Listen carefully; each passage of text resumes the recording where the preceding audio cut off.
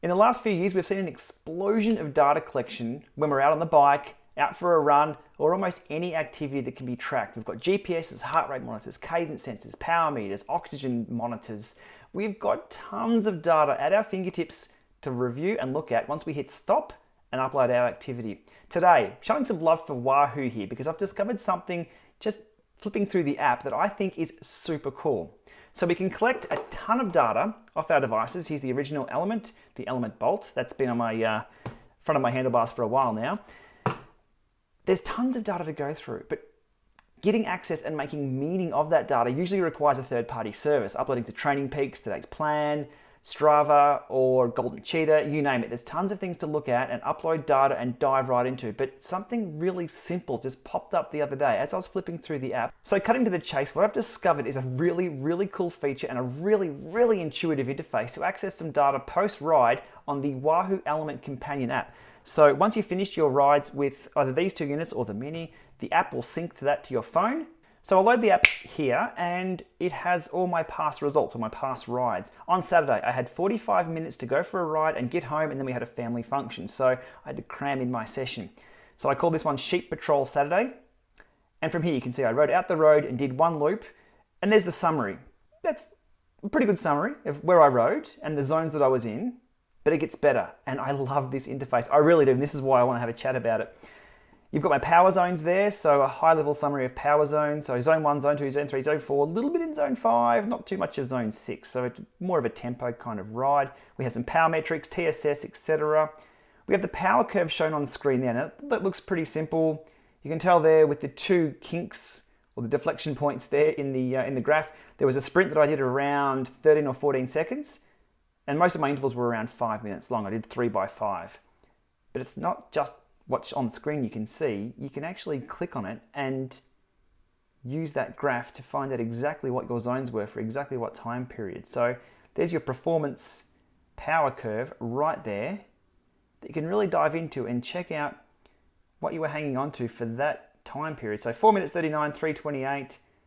How was my sprint? 14 seconds at 900. I've got some work to do on that one. Anyhow, scrolling down even further, we have power chart, we have pedal smoothness, we have torque effectiveness. If you want to really nerd out on all that, go for your life. Scrolling down further, we have the speed analysis, we have heart rate analysis, and you can see there, pretty evident. I was 1, 2, 3, 5-minute intervals with a bit of a squeeze on the pedals right at the end there with the heart rate shooting up. Cadence, you can tell right there, the third quarter there, that was a strength effort, so lower cadence. Also with the elevation, climbing down. Now this isn't the coolest part. Let me just cut to the chase again, to the coolest part. The lap summary. I work on laps for most of my intervals. I'll hit go and I'll hit stop. Even indoors here, I still use a head unit to do laps and look at average power. So time and power. That's what I work on. Across the top here, so we've got laps based on distance, speed, power, heart rate. Let's start with time first. And the height of those bars there are based on the interval of time. So you can see that everything was in 5 minutes. Distance. You can see there where the actual distance was done. So the first longest distance interval number 2, was a distance of 3.97, and we can click through, and the shortest interval there was interval number 9. That was the sprint coming home. And as I click every little bin there, you can see on the map exactly where that interval took place. That's pretty cool for post-ride analysis. Speed, you can see there, interval number 2, probably my fastest. That was 47.8 kilometers per hour. There's a nice tailwind section through there.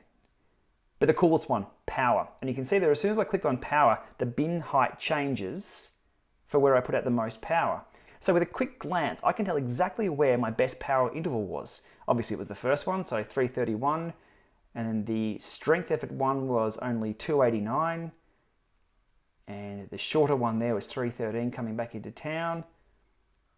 But if you can see the height of those charts and the heart rate, so where was my greatest heart rate and what interval? There's something that's grabbed me about this interface. It's just intuitive. It's super powerful. I used to use Training Peaks, or WKO back in the day, to analyze this data, but that involved me uploading, syncing, clicking through with the mouse. This is all straight on the app, straight after the ride. I didn't have time after my 45 minutes to do any of the analysis on Strava or anything like that. I had the app with me though, as we were in the car going to our family do. So I sat there and I was able to fully analyze the ride to this level.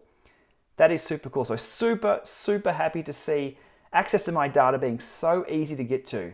Now that's limited to the mobile app as well. I'd love to see Wahoo bring out a cloud service where we can log into the web and do something even more detailed than that. Maybe look at some bigger analysis, some bigger picture type stuff. Who knows what they've got up their sleeve. Wahoo, if you're taking notes, that'd be kind of cool. You've done well with the app.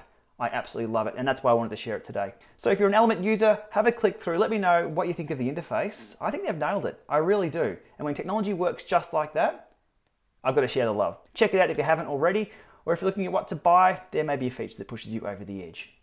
There we go. Happy days. Enjoy the ride and enjoy the post-ride analysis. See you soon.